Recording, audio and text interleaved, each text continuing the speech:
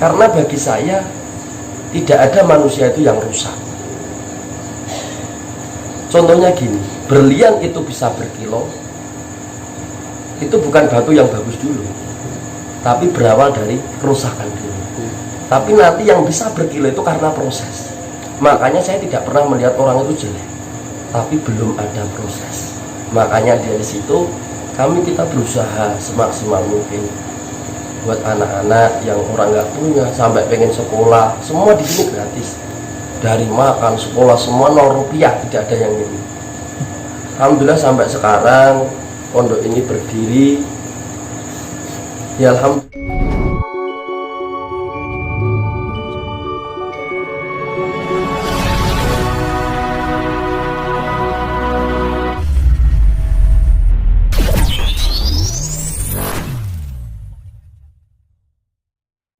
Waalaikumsalam warahmatullahi wabarakatuh. Alhamdulillah malam hari ini kita bisa sowan ke pondok pesantren Santri Manjung ya.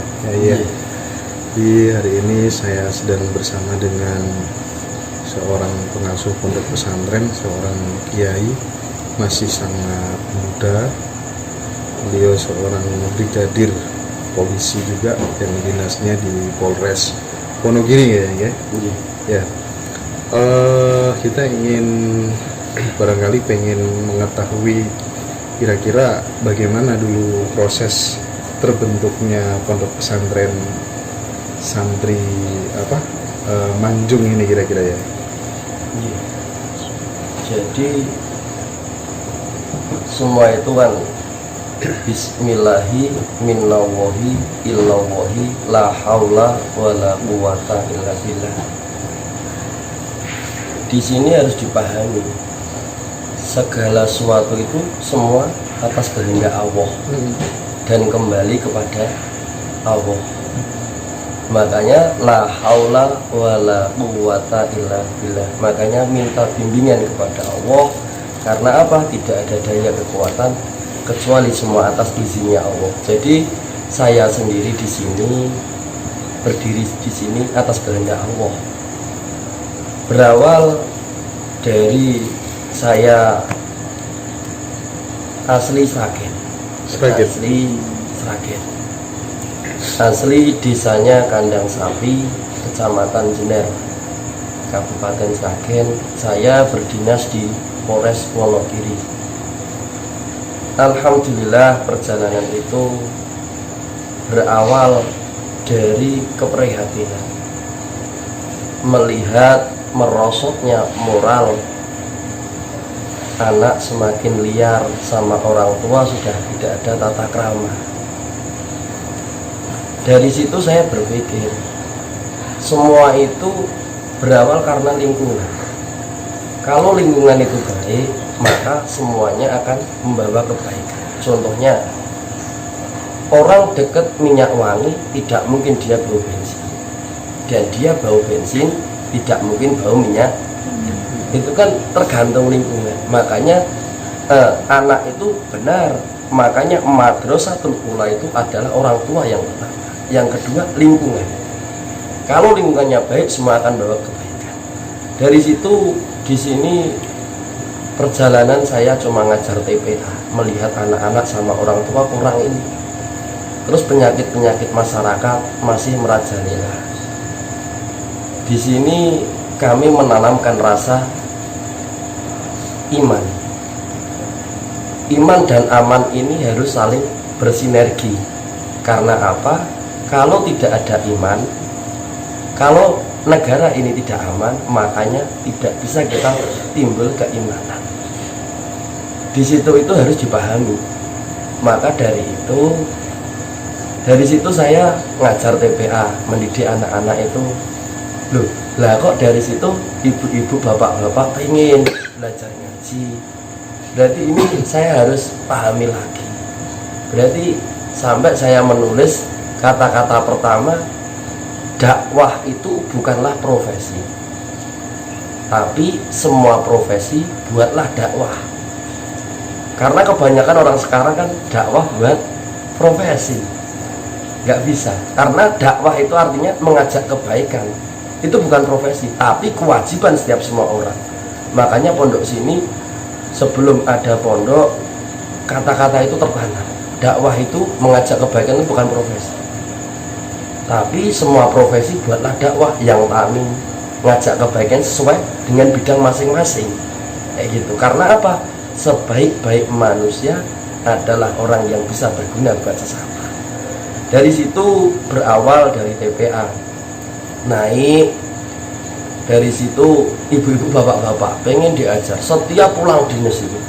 Setiap pulang dinas, alhamdulillah waktu luang kita usahakan buat sowan-sowan. Karena apa ya itu? Kalau lingkungannya baik semua akan baik. Dari imannya itu tumbuh, imannya tumbuh, nanti penyakit-penyakit masyarakat akan hilang. Dari situ alhamdulillah perjalanan semua ini. Perjalanan itu disambut dari masyarakat. Adalah yang nitipin anak itu yang nggak punya bapak. Dititipkan kita orang. Pertama berawal dari 7 santri. 7 santri itu masih di rumahnya warga. Jadi belum punya rumah. Saya sendiri masih bujang di usia 23 tahun. Dan saya tidak paham. Itu posisinya di mana? Depan pondok ini. Rumahnya warga itu adiknya kepala desa yang Pak Wahyono yang dulu. Dari situ ada santri 7. Kemudian dari kepala desa sendiri Pak Wahyono itu ngasih tanah yang kita tempati yang sekarang ini, tanah wakaf. Alhamdulillah perjalanan itu santri semakin hari semakin banyak. Tapi di sini yaitu anak-anak yatim, orang nggak punya. Kita apa ini? Karena bagi saya tidak ada manusia itu yang rusak. Contohnya gini, berlian itu bisa berkilo. Itu bukan batu yang bagus dulu, tapi berawal dari kerusakan dulu. Tapi nanti yang bisa berkilo itu karena proses. Makanya saya tidak pernah melihat orang itu jelek, tapi belum ada proses. Makanya dari situ kita berusaha semaksimal mungkin buat anak-anak yang orang nggak punya sampai pengen sekolah, semua di sini gratis. Dari makan, sekolah, semua 0 rupiah, tidak ada yang ini. Alhamdulillah sampai sekarang pondok ini berdiri. Ya alhamdulillah sekarang ya 100-an lebih. Ini yang tahun ajaran baru ini ya hampir nanti 200-an santri.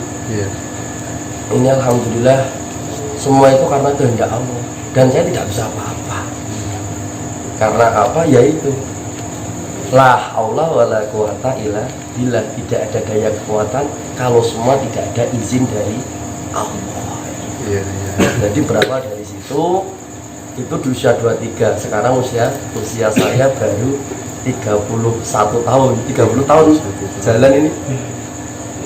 Alhamdulillah saya nikah di usia 28. Itu kalau nggak dijodohin ya gak payu-payu gitu.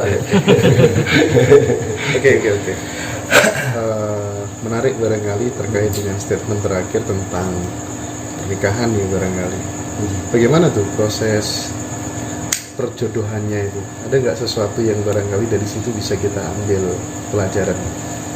Jadi gini, harus dipahami, manusia yang dicipta pertama kali oleh Allah itu siapa? Nabi Adam. Manusia pertama kali. Makanya kalau orang Jawa, Bopo Adam, Ibu Komo. Itu benar. Kalau wanita itu dicipta sesudah Adam, diambilkan dari tulang rusuknya. Makanya kalau perempuan itu kalau dikasar nggak bisa. Kalau dikasar mesti nangis. Nanti soalnya kan dari tulang rusuk. Nah, tapi nak dilus ndodro apa yang ngono ya. Dari situ makanya kita harus saling melengkapi, karena kesempurnaan itu kalau kita saling melengkapi. Hak kesempurnaan itu milik Allah. Nah dari situ saya nggak punya ini. Kemudian dari guru saya, beliau Syahina wa Mursyidina wa Murabbir Rohina Al-Alim Al-Alamah Al-Habib Nuh bin Alwi Al-Haddad. Beliau cucu dari Imam Haddad. Beliau cucu Rasulullah Sallallahu Alaihi Wasallam. Dari situ saya didawi beliau, awakmu wancine rabi. Nah, saya sendiri nggak punya pacar, nggak punya ini. Kemudian disuruh ke tempatnya Soleh Masrur, Pak Yai Soleh Masrur. Kita ke sana, kita sowan. Ini mengambil dari Nabi Adam.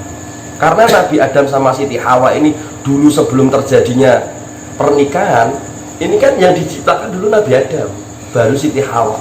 Kemudian Nabi Adam itu bingung, itu loh. Karena apa? Semua paham apa yang diciptakan Allah itu gunanya apa, tapi yang belum cuma satu. Ininya buat apa? Kayak gitu loh. Nah dari situ makanya kan Nabi Adam itu bingung kelisian, ya kayak orang bujang lah. Kalau belum ada pasangannya, melumah, mengkurap, lumah meneh. Itu juga Nabi Adam. Kemudian Allah menciptakanlah Siti Hawa. Dari situ Siti Hawa mau dipegang sama Nabi Adam. Tidak boleh sama Allah. Hei Adam, jangan. Harus dinikahnya dhisik. Maka dari situ syariat Allah yang pertama kali itu nikah. Nikah itu syariat pertama kali. Syariat pertama kali Allah itu nikah. Dikala itu nikahkan Nabi Adam sama Siti Hawa. Dan itu tidak boleh dipegang. Kalau orang sekarang kan nyuwun pangapunten, belum dinikah tapi sudah dipegang-pegang. Kayak gitu loh. Tapi kalau Mas Indra enggak salah. Lah kayak gitu. Jadi enggak boleh. Jadi di situ Nabi Adam di stop sama Allah, enggak boleh, harus dinikahkan dulu. Itu juga ada walinya, ada saksinya. Itu siapa? Maharnya pun juga ada. Maharnya apa? Sallallahu ala Muhammad. Makanya di wastani sholawat Jibril. Karena yang beritahu malaikat Jibril yang ini. Lah makanya kalau orang sekarang sholawat Jibril. Lah dari situ Nabi Adam sudahlah nikah. Loh berarti nikah itu syariat dia. Nikah itu pahalanya paling banyak sendiri. Kalau jenengan sholat kan masih ada wudhu, gitu, masih ada gerakan. Tapi kalau nikah itu semua yang dilakukan orang nikah itu semua pahala.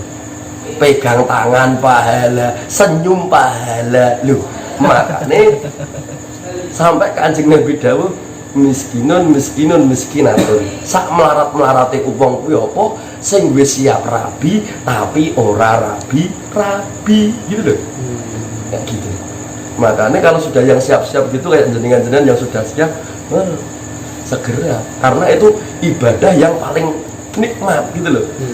Cuma mesem itu dapat pahala dan pahala gitu loh. Nah itu. Nah dari situ saya sendiri juga. Dari situ juga saya sendiri kemudian sowan ke tempatnya Yai Soleh Masrur Karangpandan. Dari situ saya diajak ketemu berkhidbah ta'aruf ke tempatnya mertua. Nah dari situ saya sendiri ini cuma ditunjukin sini berapa meter gitu, itu saloni nggak boleh ngobrol. Berat itu, cuma lihat aja. Ya Allah. Tapi saya yakin harus dipahami, kunci keberkahan itu ada 3. Kunci keberkahan itu yang utama itu 3. Harus benar-benar bisa memuliakan orang tua. Lah orang tua ini siapa? Harus dipahami. Lah pertama itu abul jasad, orang tua kandung. Orang tua kandung. Karena apa? Ya beliau yang melahirkan kita. Makanya kok anak sampai berani sama orang tua, nggak bisa. Itu kunci mulia, itu kamu bisa membawa bahagia orang tua. Yang kedua aburuh. Aburuh itu siapa? Orang tua rohani yang menyambungkan sampai ke Nabi Muhammad, sampai ke Allah. Loh, kayak gitu. Loh, kemudian saya didhawuhi sama guru saya, aburuh saya. Berarti kan saya sudah manut. Yang kedua ini bapak ibu. Nah, saya ditanya, Mas Eko mau nggak sama anak saya? Saya jawab, pangapunten, mohon maaf saya belum bisa jawab karena saya masih mempunyai orang tua. Biar orang tua saya nanti yang jawab. Kalau bapak ibu saya ridho saya nikah lahir batin. Nah Mas Eko saya nggak bisa jawab. Sayang itu bagi saya nanti proses. Kalau kayak gitu, yang utama orang tua kita sudah ridho. Lah orang tua dibagi 3. Yang terakhir kan mertua. Lah mertua kan kita belum punya, berarti yang dimuliakan dikala belum ada orang mertua yaitu 2 ini, abul jasad dan abul ruh, kayak gini. Guru itu orang tua yang nyambungin sampai ke Kanjeng Nabi, kayak gitu. Orang tua roh harus dipahami. Yang luar ini namanya jasad, yang dalam itu namanya roh, gitu loh. Yang hidup itu apa? Nyawa. Jadi rogo karo nyawa, jasmani dan rohani. Yang hidup itu apa? Roh. Tapi orang itu apa? Semua yang dipaesi, yang dicukupi hanya kebutuhan raga, sampai lupa akan kebutuhan nyawa. Nah itu, makanya orang berlomba-lomba buat dunia, padahal dunia ini akan sirna, gitu loh. Jadi makanya saya kadang mesem sendiri gitu loh. Makanya saya kalau ditanya, lah pengennya masih kapan? Saya hanya pengen satu. Dikala setiap nafas saya mengembus, saya bisa bermanfaat buat sesama. Cuma itu. Kalau yang lain bonus.